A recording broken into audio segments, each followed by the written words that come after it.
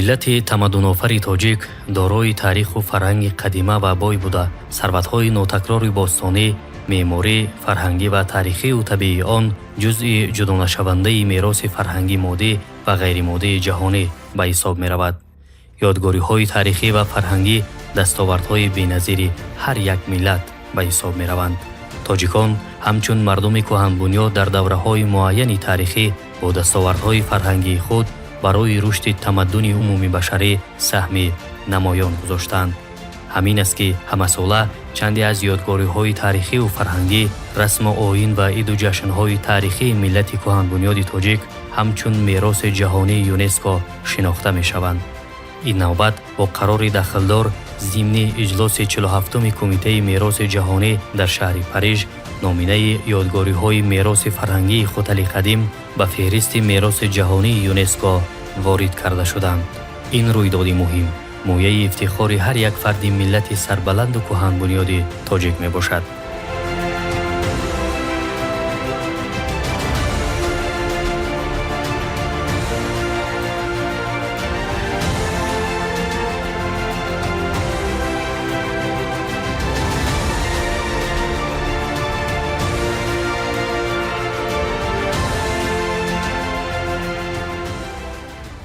муҳофизат ва гиромӣ доштани мероси таърихиву фарҳангӣ ва ба наслҳои оянда расонидани онҳо вазифаи муҳими ҳар як фарди ҷомеа ба ҳисоб меравад.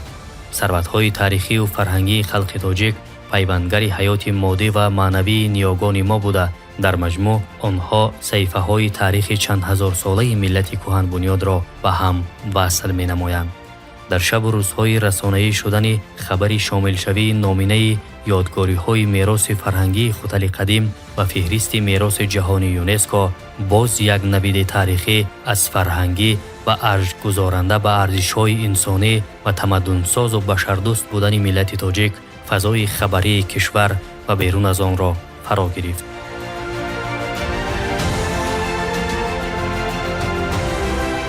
ёфт шудани дахма ва ҷасадҳои қадимаи мумиёшуда аз мавзеи сари майни деҳаи Искодари ноҳияи Айнӣ.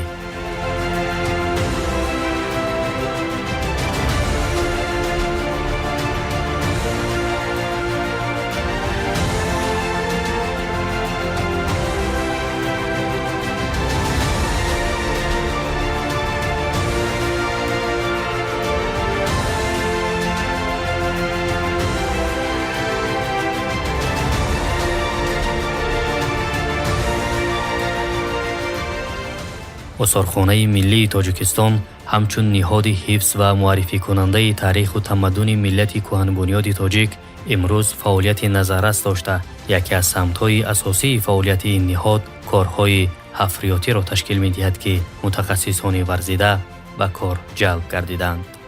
албатта яке аз самтҳои асосии фаъолияти муассисаи давлатии осорхонаи миллӣ ин муаррифӣ, ҷустуҷӯй ва пешбурди корҳои ҳафриётӣ бо соншиносӣ дар қаламрави ҷумҳурии Тоҷикистон аст ва шуруъ аз соли 2024 инҷониб кормандони осорхонаи миллӣ дар мавзеи сари майн дар ноҳияи Айнӣ дар деҳаи Искодар фаъолият намуда истодаанд.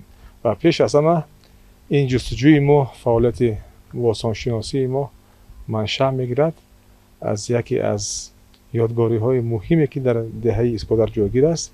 ин дахмаи қадимӣ аст ки дар тӯли таҳқиқи мо ошкор шуд, муайян шуд ки дар ҳамин дохили дахма 25 адад скелетҳои одамони қадимӣ, ҷасадҳои одамони қадимӣ нигаҳдорӣ карда мешаванд. ва албатта дар ҳудуди ёдгориҳое ки дар қаламрави ҷумҳурии Тоҷикистон маҳфуз ҳастанд, дар як ёдгорӣ ошкор намудани ин қадар шумораи зиёди ҷасадҳо албатта воқеаи бисёр ҳам нодир аст.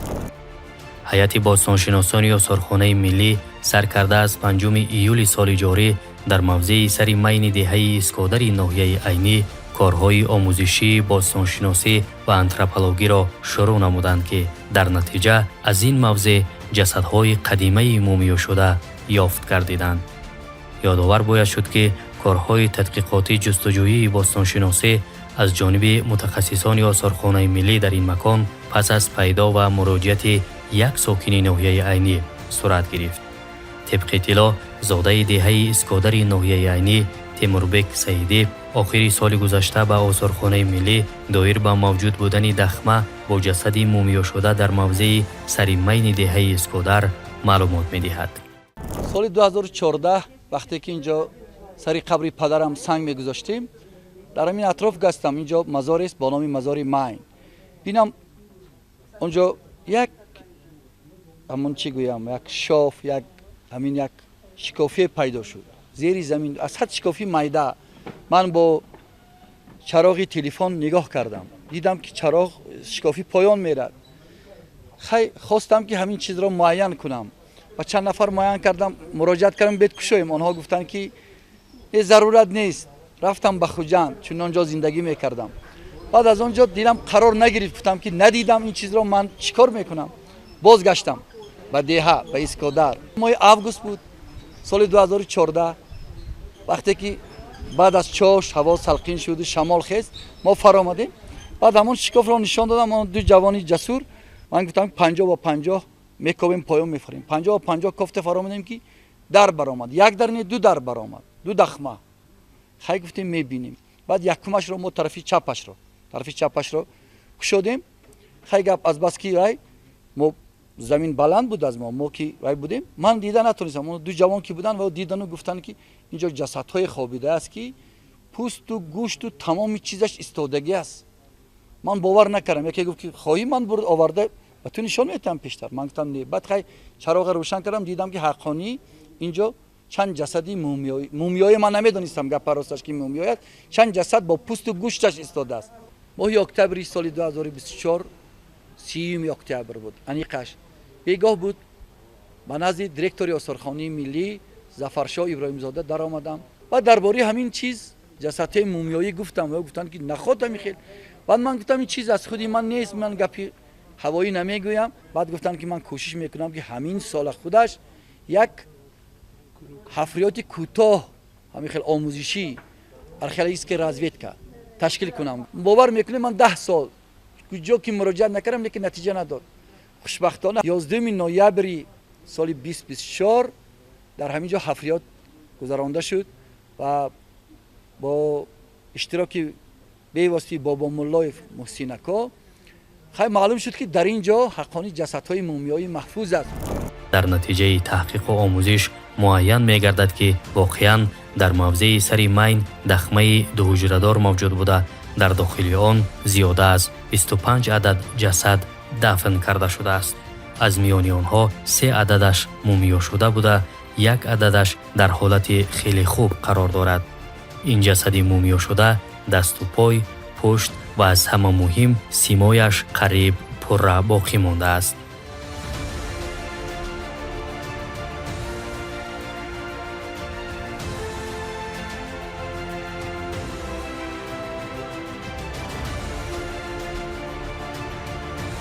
аҳамияти таърихии ин ҷасадҳои мумиёшуда дар он аст, ки чунин бозёфт хеле нодир буда, дар ҳудуди ҷумҳурии Тоҷикистон аввалин маротиба кашф шудааст. бино ба иттилои масъулин, мисли ин ҷасади мумиёшуда дар ҳавзаи Тарими Қошғари Чин ибтидои асри 20 ва дар ҷумҳурии Қирғизистон соли 1956 бозёфт гардиданду халос. ҳамин бозёфт хеле нодир аст, барое ки чунин ҷисми мумиёшуда ё ки одаме ки ба мумиёшуда аст бисёр кам беназир аст, камёфт аст. ва ҳамчунин мумиёҳо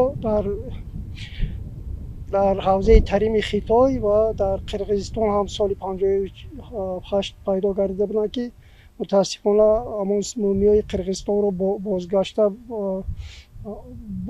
қабр кардан, зери хок кардан ки нобуд шуд ва ин ягона аст ҳозир дар Осияи Миёна гуфта мумкин аст. ин ҳамин ҷасади мумиёшуда барои мо бисёр маълумотҳои дақиқи антропологӣ, этнографӣ, инчунин чӣ мегӯям археобиологӣ, археозоологӣ медиҳад. ин беҳтарин бозиёф мебошад ки дар кӯҳистони Суғд кадом мардум дар ҳамон давраи тақрибан ҳозир мо гумон мекунем ки аз асри 5-6 милод бошад, яъне то давраи охири Суғд аст. дар кӯҳистони Суғд кӣ зиндагӣ мекард, чӣ қиёфа доштанд, кадом нажод буданд ва ин бисёр муаммоҳо барои мо рӯшан мекунад. ёфт шудани ҷасадҳои мумиёшуда дар деҳаи Искодари ноҳияи Айнӣ аз он шаҳодат медиҳад, ки дар ин сарзамин низ одати мумиёкунӣ вуҷуд доштааст ва ин дар Осиёи марказӣ камназир аст. албатта дар ориёиҳо ба то омадани ислом урфияти зиёди гӯронидан мавҷуд буд, яъне тарзҳои гуногуни дафникунӣ мавҷуд буданд, ки яке аз онҳо ана ҳамин таҳгурхонаҳое ҳастанд, ки ин гурхонаҳо махсус яъне канда мешуданд ва дар он ҷо дар баъза мавридҳо авлодӣ ва дар баъза мавридҳо як деҳа ё як гурӯҳи одамон аз сабаби оне ки замин кам аст ё иқлими он минтақа хунук аст, барои ҳамин яъне онҳо ҳамин хел таҳгурхонаҳо, сағонаҳо ро яъне ташкил мекарданд, месохтанд ва дар он ҷо онҳо мурдаҳои худро дафн мекарданд.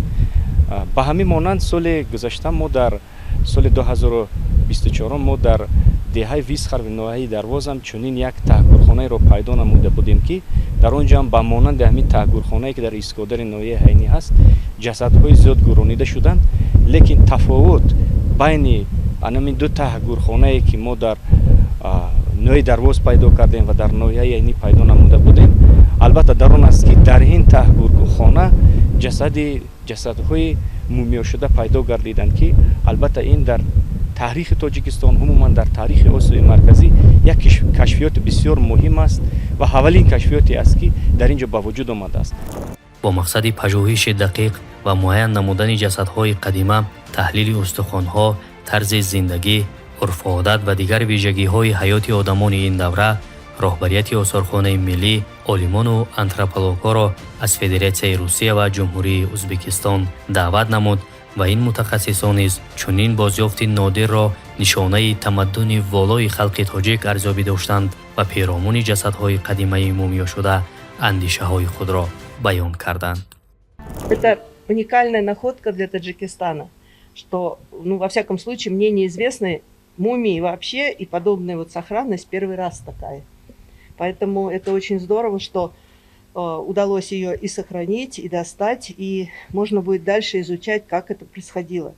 Что первое обращает на себя внимание? Это его миниатюрность. То есть он не крупный, не здоровый, а наоборот очень грацильный, небольшого роста, с слабо выраженным рельефом везде. Но все-таки вот, судя по тазу, как совершенно справедливо Маснав отметил, это мужчина. Вот. Мужчины в Таджикистане разные бывают, и крупные, и мелкие, то есть это очень такое характерное для Таджикистана явление. И еще что вот уже сейчас, видя это, необходимо сказать, что мы предполагали, находя другие останки, что это естественная мумификация, что просто условия содержания в этом склепе были такие, которые способствовали сохранению мягких тканей. Но вот глядя на солому, которая здесь находится, на другие какие-то части, можно чисто теоретически предполагать, что были предприняты некие условия, которые именно способствовали этой мумификации. Так, например, вот знаменитые алтайские мумии, которые хранятся в том числе в Эрмитаже и на Алтае в разных городах, их, чтобы сохранить, тоже заполняли внутреннюю поверхность тела соломой, травой, различными растениями. То есть, может быть, и здесь. То есть, это требует еще хороших исследований разных. И разными современными приборами, и с использованием химических разных анализов. В идеале, конечно, было бы замечательно сделать реконструкцию его, потому что, видите, как хорошо сохранились мягкие ткани на голове. Тут даже можно посмотреть, какого размера было ухо. А при реконструкции это один из самых сложных элементов реконструкции лица, потому что ухо, оно из хряща состоит, и оно, ну, в общем, только по взаимной связи признаков может быть той или иной формы определено. А здесь очень четко видно, что оно вот было именно такое. Судя по другим останкам, которые мы из другой камеры видели, возможно, здесь можно сделать даже что-то и с глазами, потому что там в одном из черепов тоже было, сохранилось кусок мягких тканей в районе глаза, и с внутренней стороны было то, что осталось от глаза. Возможно, генетики могут определить, какой цвет глаз у него был, ну, хотя бы темный, светлый или еще какой-то. Это тоже очень много будет говорить о человеке. Ну, кроме вот того, поздравить всех с такой замечательной находкой и пожелать музею, чтобы это украсило его экспозицию. Ничего, ну, естественно, ее можно сделать очень интересной, с применением современных методов. Это было бы просто замечательно. бино ба андешаи мутахассисон ин ёдгорӣ алалхусус ҷасадҳои мумиёшуда ки чунин бозёфт дар таҷрибаи бостоншиносӣ хеле нодир мебошад, барои омӯхтани таърихи мардуми кӯҳистони тоҷик маводи нав ва хуби илмӣ мебошад. мақсади асосии экспедитсия ин муайян намудани қабатҳои мадании қалъаи Искодар ва гузаронидан таҳқиқотҳои антропологӣ дар мумиёҳои бозёфтшуда мебошад. ва бояд қайд намоям ки кашфи мумиё ин таҷрибаи аввалини бостоншиносони тоҷикистон мебошад, зеро то ҳол чунин яъне мумиёҳо аз ҳудуди ҷумҳурӣ кашф нашуда буд. мо метавонем ба воситаи омӯзиши пурраи антропологӣ муайян намоем ки ин ҷасадҳо аз кадом касалӣ фавтидаанд ва ба кадом бемориҳо гирифтор шуда буданд. яъне ва оян мо ва роҳбарияти осорхонаи миллӣ ба хулосае омадааст ки мо ин ҷасадро ба осорхонаи миллӣ интиқол диҳем ва ин аввалин мумиё дар осорхонаҳои ҷумҳурӣ мешаванд ва шаҳрвандони дохилӣ ва хориҷӣ метавонанд ки аз ин мумиё яъне дида намоянд ва ба шаклу сохти мумиёе ки дар гузашта мекарданд ошноӣ пайдо намоянд ва дар он ҷо боз таҳқиқотҳои пурратар ва васеътар идома меёбад ва мо пурра муайян менамоем ки ин мумиё ба кадом аср тааллуқ дорад. бояд гуфт ки ҳоло корҳои омӯзишии бостоншиносӣ ва антропологӣ идома дошта, пас аз омӯзиши пурра ва дақиқ ҷасадҳои мумиёшуда барои намоиши доимӣ ба осорхонаи миллӣ интиқол дода мешаванд. албатта он бозёфтое ки пайдо шуданд ба осорхонаи миллии тоҷикистон интиқол дода мешаванд ва марҳилаи дуюм ин омӯзиши пурраи ин ҷасадҳо, ин бозёфтҳои таърихӣ аст ки мо бояд онҳо синни сони онҳоро муайян кунем, аз ҷинсият, зан ҳастанд ё мард, дар кадом давра зиндагӣ карданд. хуб ва тибқи он пажӯҳшое ки имрӯз донишгоҳҳои муосири федератсияи Россия мегузаронанд, ҳатто муайян кардан мумкин аст ки ҳамин одамони давраи қадим ки бозёфтҳои онҳо, ҷасадҳои онҳо имрӯз пайдо шуданд, дар ҳамон замони хеш чӣ истеъмол карданд.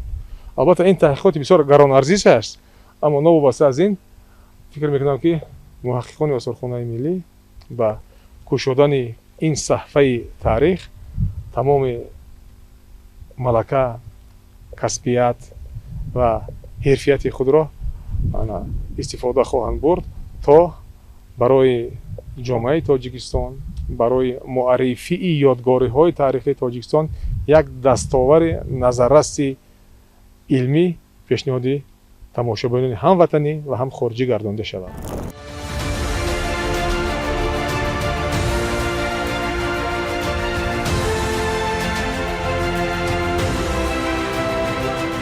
ҳамин аст рисолати кормандони муассисаи давлатии осорхонаи миллии тоҷикистон: кашф, ҳифз ва муаррифии таъриху тамаддуни миллати кӯҳанбунёди тоҷик.